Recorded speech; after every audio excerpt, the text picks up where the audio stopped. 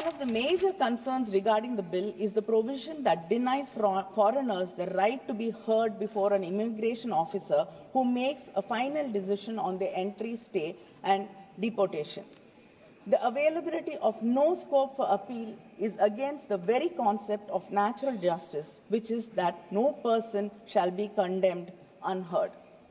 The International Law Commission, in its work on the expulsion of aliens, has reaffirmed that the exercise of the state discretion must not be arbitrary. While states have sovereign powers over immigration, the power is not absolute and is subject to the limits of fundamental rights and due process guarantees.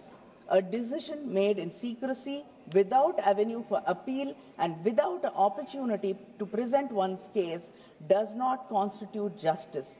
It constitutes a violation of international legal norms. In the international stage, we are seeing how our citizens are being deported back to India from the US in handcuffs, in chains, without human treatment or dignity. With draconian provisions like this in the new bill, it will pose further risk for the Indian citizens outside and the diaspora. India's decline in the Global Passport Index rankings is a matter of serious concern. In 2006, India held the 71st position, reflecting a more favorable global standing.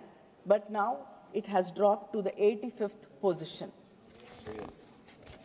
making global mobility a challenge for most Indians.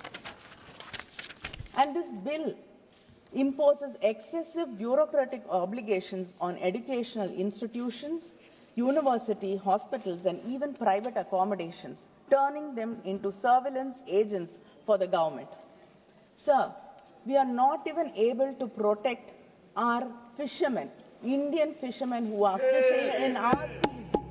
We are not able to protect them from arrest, assault. We are not even able to release them. They've been suffering in Sri Lankan jails for months together, and we are not able to protect them. What is our answer to this?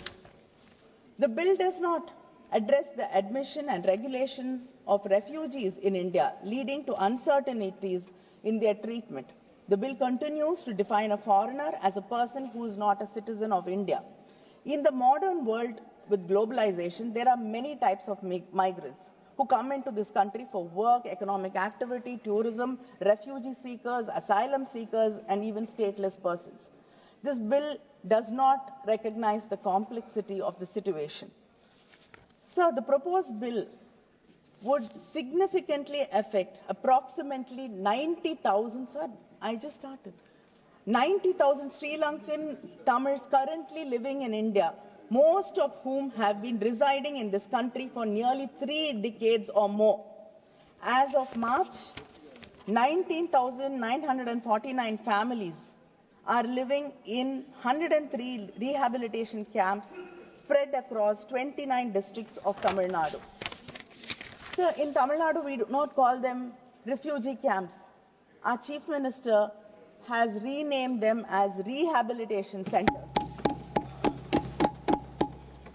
So, but this bill does not look at these people who've left their homes, who've come to India seeking refuge to protect themselves. I like to read a few lines by a Sri Lankan poet.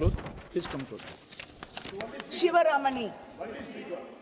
5 minutes time he allotted for you. He spoke already 7 minutes. The sound of a single gunfire on a starlit night, smashing the silence and exploding, reduced to nothing the meaning of all our children's stories. And in the brief daytime remaining, they forgot how to make chariots from torn apple seeds or to play. Amidst the stress of a night during wartime, our children had turned into adults. This is the pain with which they have come to this country, seeking refuge. But this bill does not address their plight, does not care about their future. பாதகம் செய்பவரை கண்டால் நாம் பயம் கொள்ளலாகாது பாப்பா. மோதி மிதித்துவிடு பாப்பா, அவர் முகத்தில் உமிழ்ந்துவிடு பாப்பா. அண்மை செய்திகளை உடனுக்குடன் தெரிந்து கொள்ள இணைந்திருங்கள் எம் நாடு தொலைக்காட்சியுடன்.